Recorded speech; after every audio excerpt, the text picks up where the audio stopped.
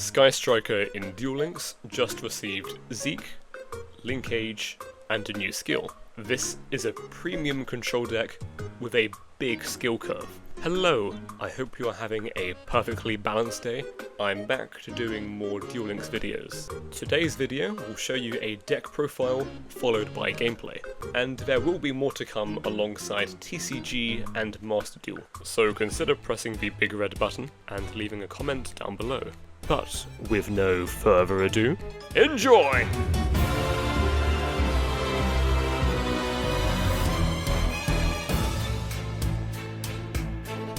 Let's take a look at the new skill first. The only restriction is you have to play Rose and 9 striker spells, which is fine because we're choosing to play 13 striker spells anyway. And you want to play Rose because it gives you the attack boost from Linkage. This skill adds a copy of each of the Link 1s. It also spawns Area 0 at the start of your first turn, which is amazing for consistency. You also have this effect to send away striker cards to draw a card, which lets you easily get free spells in the graveyard for your bonus effects. And even though this skill pales in comparison to the Despia skill, it is still a very solid skill and matches the playstyle of Sky Striker. One massive thing about this skill is that it does not trigger at the start of a duel, so if the opponent goes first, they do not know you are playing Sky Striker until your turn starts, which makes the deck even better when you go second.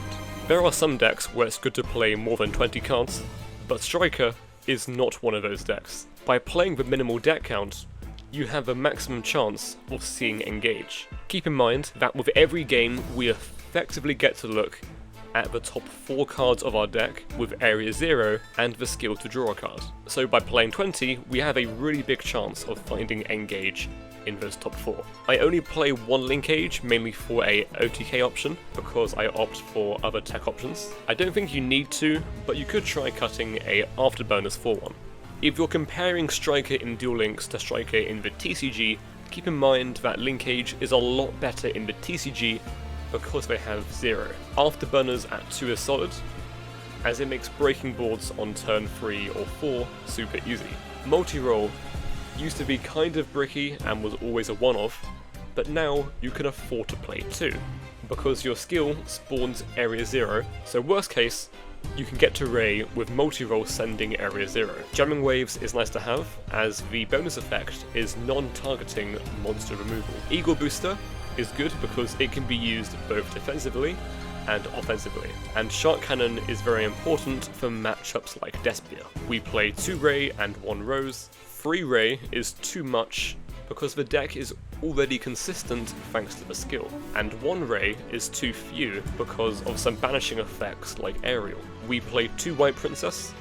This card is the MVP against decks like Despia and Ancient Gear, and is good in general because it helps you survive. This deck can OTK, but a lot of the time the game plan is to survive until your second turn, and in that case you normally win 9 times out of 10. Hamp is like a searchable kaiju, making it a good out to some cards that cannot be targeted. Then, the last card in the main deck is 1 Lord of the Heavenly Prison. This isn't just a random one-of, it's actually searchable. With Ray and Rose, you can make a rank 4, which can either be Dweller or Granites. This can search your deck for a rock, so either Nibiru or Prison. Right now, Nibiru isn't very good, but Prison can protect your back row, which is quite nice. For the rest of the extra deck, Hayate gets added in here from the skill, so I effectively play 1 Hayate in a 13 card extra deck. I play Kaina here because I quite like having 2 Kaina. The attack blocking effect comes up quite a lot. You only need 2 Shizuku, and Zeke is great removal. Phoenix and Unicorn are also really good for removal, and the World Chalice Link 3 is another good piece of non-targeting removal. This deck has a big learning curve, making it a fun and challenging deck to use. If you want to see more Duel Links Striker gameplay, let me know, but for now, enjoy the gameplay in today's video. So, this first replay is against Red Dragon Archfiend. This is no longer the most meta-relevant deck, but I think that this particular game is good to show because it showcases sequencing into a full board. And the full board of this deck is, of course, no joke. It's like the Abyss plus Fiendish Chamber Trap, and it has Tuning Gum again too, so it's a decent deck. It's not like a bad deck. We're going to go Crimson, and then the usual Crimson into shenanigans with Red Rising and whatnot.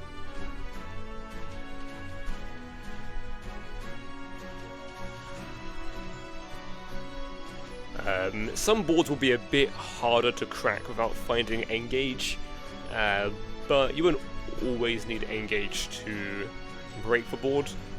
You'll just need Engage a lot of the time to help with breaking the board and OTKing them, because you might be a few cards short if you don't have Engage.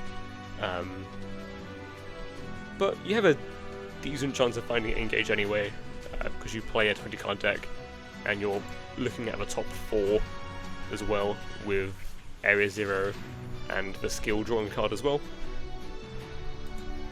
But either way, a lot of the time you should be okay with just forcing stuff with Burners, Anchor and Jarring Waves. Multi-row is really good into a board because a lot of the time they're forced to interact with the card as soon as you activate it, because if they let multi-row resolve, then they can't chain to any other spell for the rest of the turn. What made this game worth showcasing to me is they end the turn with Tuning Gum and Soul in the Grave, and both of those cards prevent Afterburners and Jamming Waves. So what I kind of had to do here was identify which of those cards to prioritize and then play around the other one. So I shot cannon away the Soul, because Soul is the more annoying one, and then I can play around Tuning Gum by just not using Afterburners, which is why I set the burners at the start there to send it away with the Area 0. And a Shock for Soul, because they can't Tuning Gum this. Like, this interaction here, they cannot stop a Tuning Gum. And even if they used Hot Red earlier onto multi-roll, this also wouldn't matter either way, because the only difference is that I end up with the Kaina here, which doesn't really matter too much. I can summon back with the spell, well, that's fine, because the only like interruption was the Abyss, and multi-roll by itself is just good into Abyss, and especially because we now have cleared Vinegate entirely, and we don't care about Tuning Gum anymore because multi-roll has resolved. So I guess if they Abyss the multi-roll, I would have to use one more card for lethal, but it makes no difference really. For those wondering why, it's because Tuning Gum now is completely irrelevant because multi-roll being in effect, so I can't chain to any spell. So if they had have used Abyss on multi-roll, I would have had to use one more piece of interaction. It looks like BM, but it's not.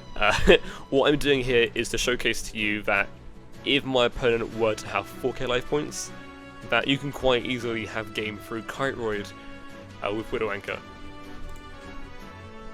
And then, yeah, there we go. That is a showcase going second into a pretty decent board from Resonator. This is going second against Utopia, which is a meta-relevant deck, unlike the previous one. If you're playing on ladder, you will face everything anyway. The format is quite wide on ladder, and always will be. Now, again, we do draw engage, obviously, so it's a bit easier to break a board, but you actually don't need to draw engage to break a board like Utopia, because the board is scary for most decks, but the thing is that they only have one piece of interaction into board breakers, which is the trap, which normally is enough, but Striker is the board breaker deck, so that one number to rule card they set isn't going to be enough to stop your deck full of board breakers, regardless of if you draw engage or not. For example, if you just activate multi-roll, we are forced to use the trap on multi-roll, because otherwise we can't use the trap on any other spell anyway for the rest of the turn. Another cool thing here, which is that they don't know what you're playing if they go first, right? So, because they don't know what we're playing, they're going to be summoning Dweller a lot of the time as their rank 4. And Dweller does stop two things: it stops Ray Engrave and it stops the Grave effect of Area 0, but those are both fairly niche, we don't really mind too much about those being negated. It stops Rose Engrave too, but that is, again, also quite niche. Make Utopia Ray, summon Utopia, effect, pitch, grabby numbers, protection to the hand, and they're going to make Dweller, then attach their things to their monsters, and then pass. Cool. So now we can go skill, grab the field spell and the additional extract cards, and then yeah, you don't have to have this one, you just need a card to force the trap, whether it be this or multi-roll. It's quite easy to do. And then what you'll notice is that after you trade with this trap, the rest of the board just falls apart, pretty much, because you have so many cards that just beat this. You have burners, you have anchor. Even if they play the tornado, you can just off the burners and then you can anchor afterwards, so it's pretty easy. There we go, a pretty convincing dismantling of the Utopia board for our second replay. For this one we have another game going second into Hero, into the Neos deck. This deck, like the first replay against Resonator, isn't a meta-relevant matchup, but if you play mostly on ladder, you will face this deck quite a bit.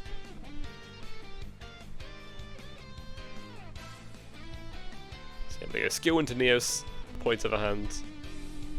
Especially this deck isn't ever going to be that bad because it can play cards like Different Dimension Ground, Necro Valley, all these kind of anti-meta decks.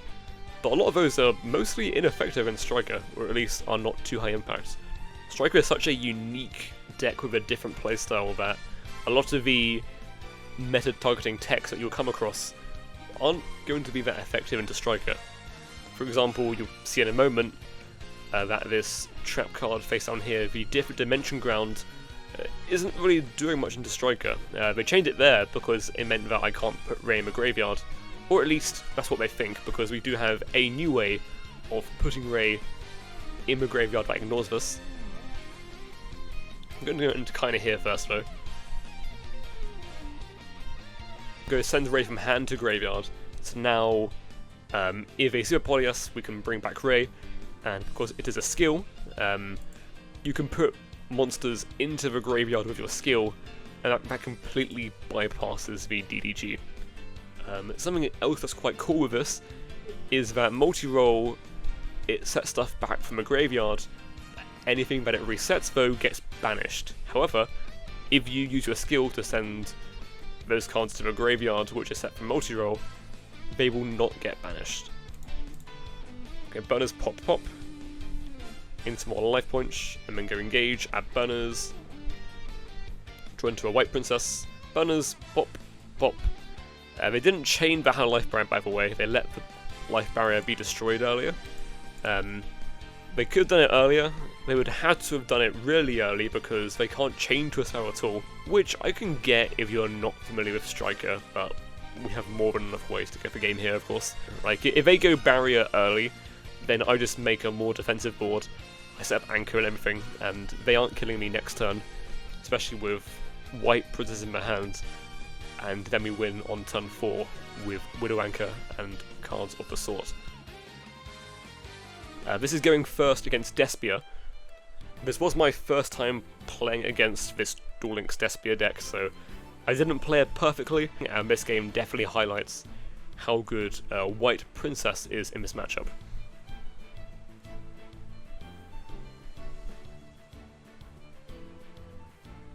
Area 0, I'm going to take the linkage here. Yeah, then So one thing that I could have done here was just go like set linkage pass, or like draw a card with skill, and then like just pass on no monsters, because if we put up a monster, they can do the skill to dump and add branded in red, which is quite a lot. So what I could have done was just do it so I can play with linkage in their turn. Either way though, this is still like fine. We go add engage and pass. I think you only have to play like that carefully when you don't draw White Princess. When you draw White Princess against Ancient Gear or Despia, I think that's when you can like turn your brain off. It's one of the few times where you can just turn your brain off in Striker, is when you open up White Princess against one of these big beatdown decks. They're gonna go make the first Dark Lord, blow up our board, bring back Dramaturge. So it looks pretty bad, but White Princess is definitely showing its value in this matchup, because they cannot OTK us under White Princess.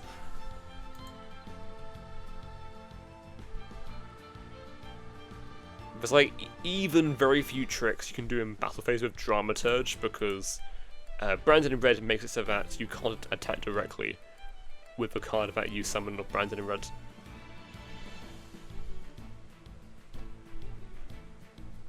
So yeah, they revive Masquerade now, and it looks really bad, right? Because I'm at exactly enough life points for the effects of Masquerade, but Masquerade only taxes you when it's properly fusion summoned and hasn't been reborn or anything. Yeah, it's while you control this fusion summon card. I also did draw the second White Princess, which makes this super easy, but if I did not, then there's still a way for game. You just go through, I think probably Afterburners, after you get rid of the opening, or you Jamming Waves, clear this. You can hamper this. There's a few things you can do, and you can just Widow Anchor afterwards to just go for game. A bit more extensive when you don't draw the White Princess. I think that quite easily showcases how much of a difference White Princess makes. I think we were not in the worst spot without the second one. We probably had game still with Widow Anchor after we hamped the fusion monster. But either way, I think that's a pretty good showcase of why this card is worth main decking in the current format. And then for this last replay, we're going to be going first against Blue Eyes, which again is not a super meta relevant deck, but for one, it can be on the ladder, and for two, I'm showing this replay more so because it's another one going first, and it's more of a explosive turn one compared to the last one, because we drew Engage. Your end board is still really fine when you don't see Engage turn one, but the difference when you do see it is quite large. Go link one into Kaina, do the skill to get that third spell in the graveyard, then go Engage, add an Eagle Booster, draw a card. It gets super crazy when you go Engage, draw, Engage, but even without that, it's still really, really good. Kagari, add back Engage, Engage, add Linkage, draw a card, Shizuku,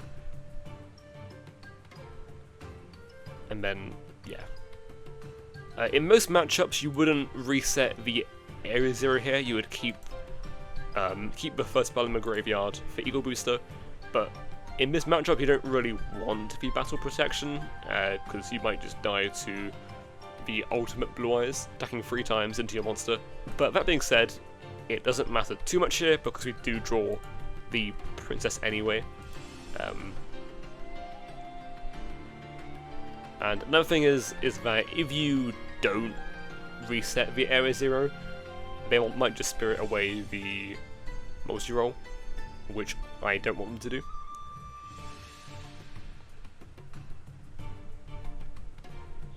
But yeah, I think this is also a good example of another thing that I mentioned earlier, which is that a lot of the time your aim is to just survive until your next turn, which sounds obvious, right? Most decks want to do that, but for Strike in particular, If you survive until your next turn after you set up, you almost guaranteed win because of how much advantage you accumulate when you draw engage, of course. Because these crazy hand advantage turn 1s happen when you draw engage. So yeah, White Princess effects, they cannot banish Shizuku because of Eagle Booster, end phase reset engage, and now, as mentioned, we have absolutely everything, even draw another engage for turn, didn't even need it, but now we can just flex.